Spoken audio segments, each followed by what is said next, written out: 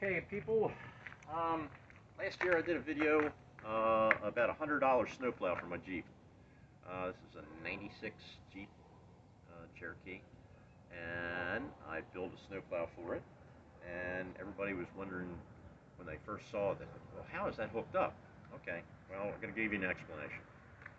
Originally, I bought a snowplow for my zero-turn lawnmower, and it worked okay in about 2 inches of snow, and then after that it was totally useless. So I bought a snowblower.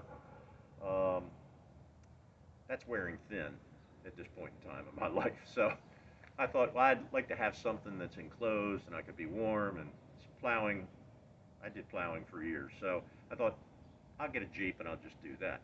Well, I've used this Jeep for just like everything on the property. It's like a tractor to me.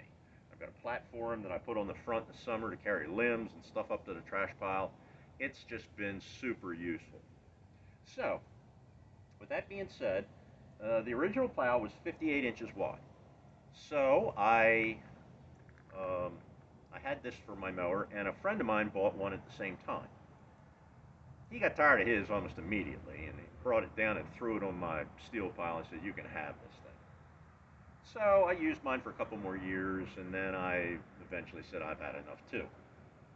So when I bought the Jeep, I thought, hey, I got that plow. I've got two plows, because 58 inches isn't really wide enough for a Jeep. I thought, this will be great. I'll buy this. So I took his old plow, and I cut 13.5 inches off each end of it and welded it to my 58-inch blade. Let me grab the camera and I'll show you a little bit closer what I did.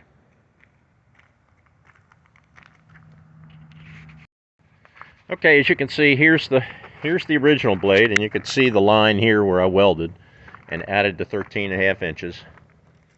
I also added the two springs from his discarded plow onto this. And when I got the Jeep, it had a tube bumper on it, which was great.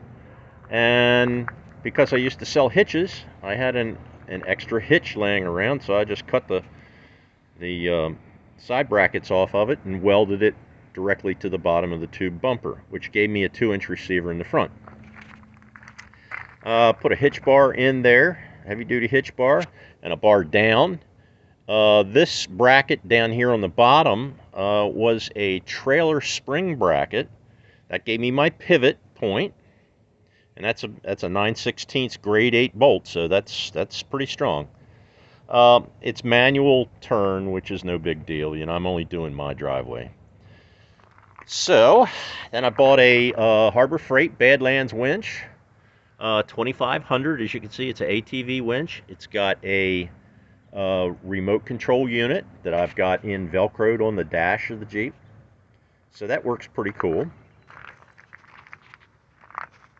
And I know what you guys are thinking. Boy, that doesn't look very strong. But you got to know that 2-inch tubing is 1/4-inch wall. And I've already used it on a 12-inch snow, and it doesn't bend or move or nothing. So even without having, you know, diagonal supports, this thing is pretty strong.